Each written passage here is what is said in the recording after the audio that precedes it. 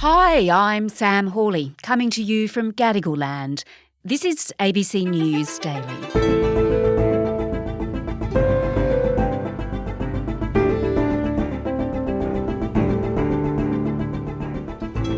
The Reserve Bank Board may have kept rates on hold for now, but with 12 increases in just over a year, it's still a hard time for borrowers up and down the country. So what effect is that having on the housing market and house prices? Well, surprisingly, very little. They're rebounding again. Today, business reporter Michael Yanda on why the property market never seems to take a hit.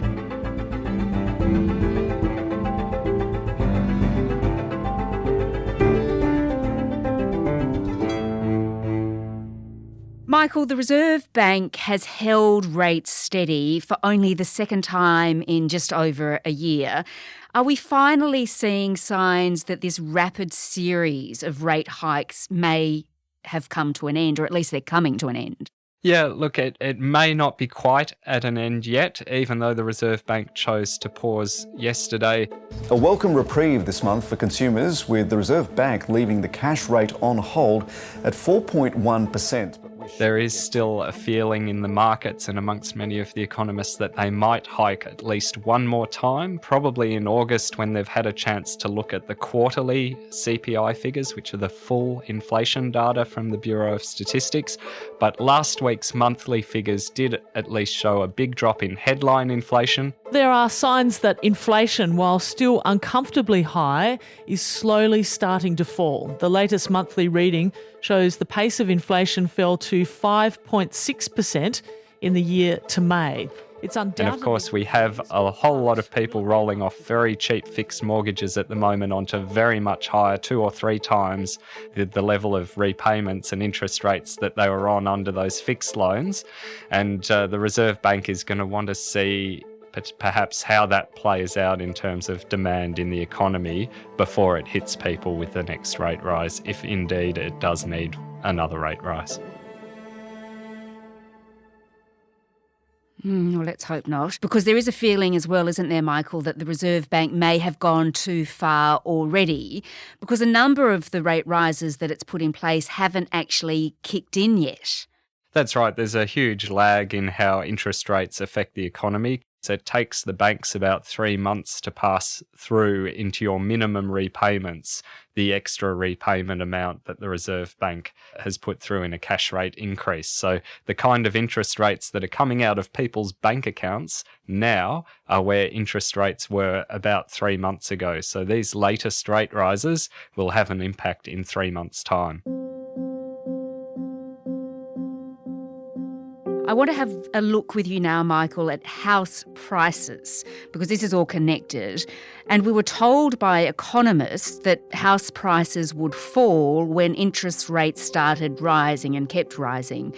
We've had so many rate rises now, but it still doesn't seem like that's happening. The house prices are still seemingly really high. Yeah, they did drop quite a bit at first. The housing downturn is deepening across the country. Prices have fallen throughout much of 2022 and are set to continue to fall throughout 2023. The capital cities as a whole lost around 10% peak to trough, from the peak of the pandemic boom to the low point in about January this year.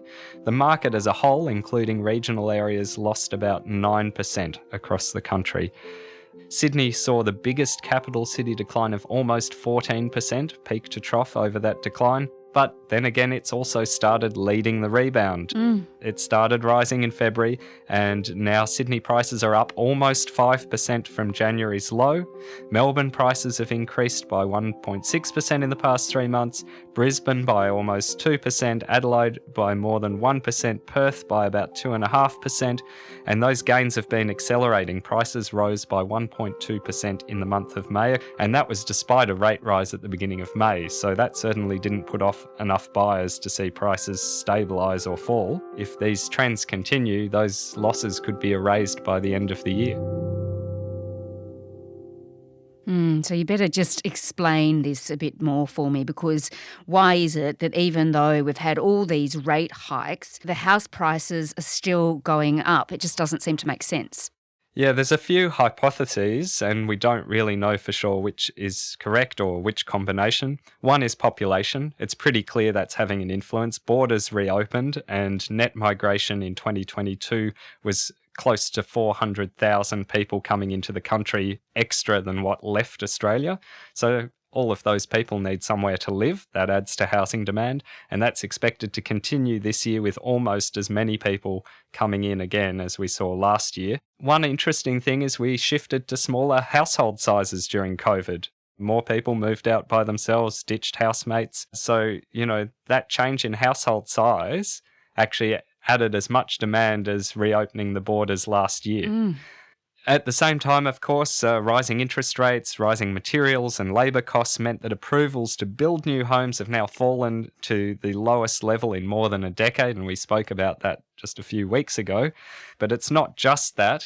Fewer owners of existing properties, ones that already are built, have decided to sell them, and so that results in less properties on the market. Then on top of that, you add the increase in rents. So that's narrowed the gap in the cost of a mortgage versus the cost of renting.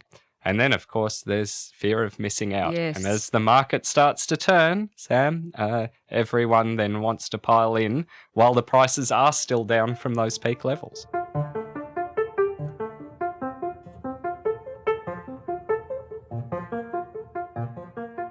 Michael, let's just return to that point that you made before, that there are a whole lot of people about to come off fixed loans, and that means they'll have massive increases in their repayments. And we hope this isn't the case, but some of those people at least will need to sell their homes because they won't be able to afford the repayments anymore.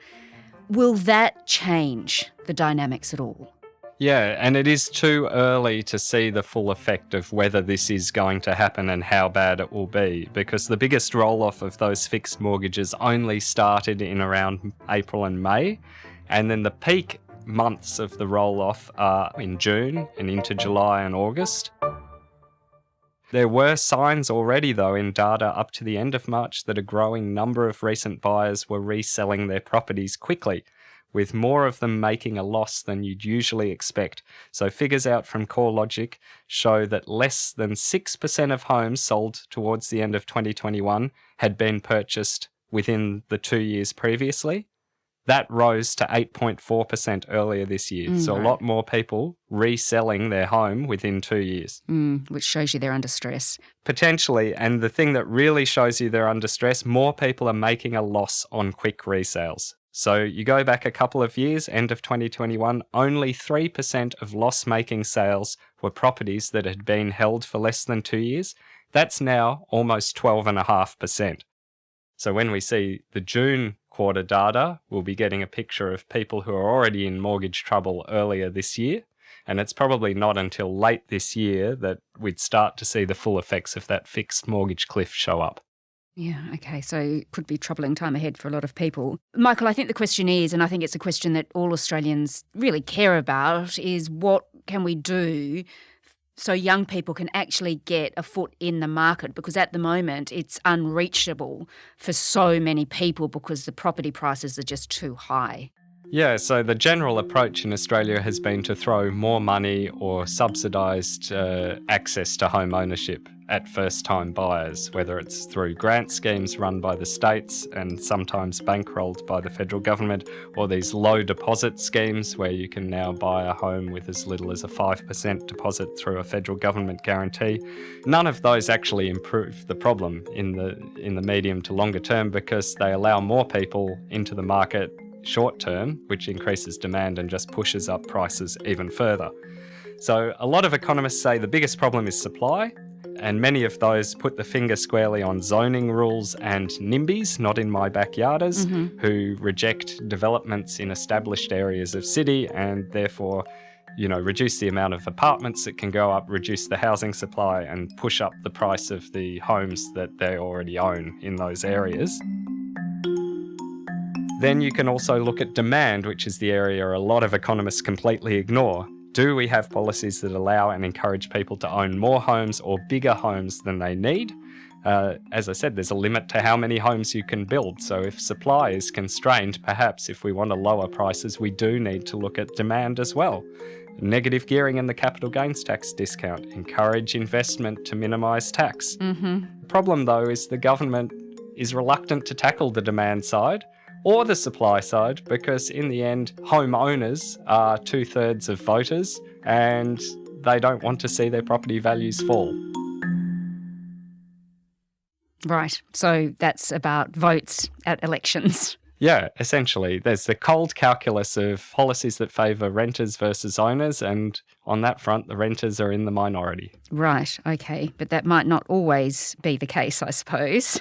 No, and it's rapidly changing. We're, also seeing how housing issues are shaping society more generally and the political views of younger people.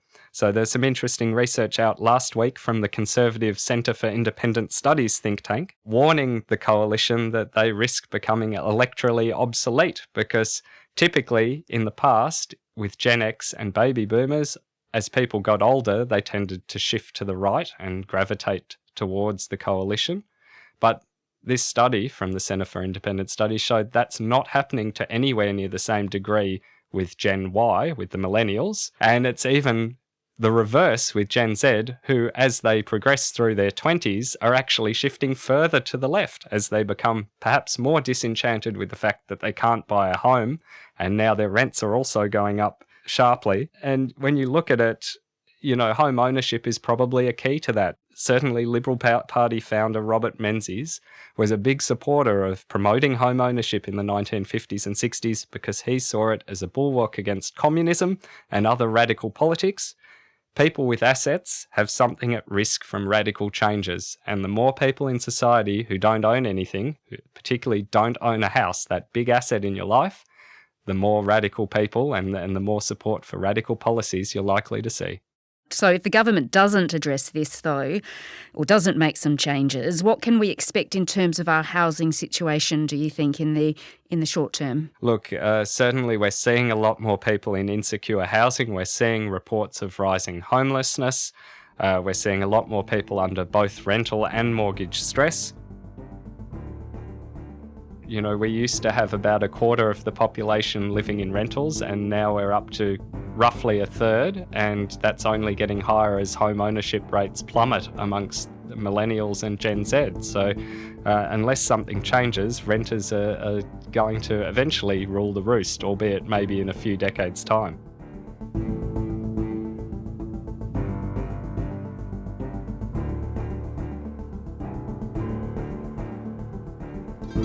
Michael Yanda is a reporter with the ABC's business team. The current cash rate is 4.1%, up from 1.35% a year ago. This episode was produced by Veronica App, Flint Duxfield and Sam Dunn, who also did the mix. Our supervising producer is David Cody. I'm Sam Hawley. To get in touch with the team, please email us on abcnewsdaily@abc.net.au. Thanks for listening.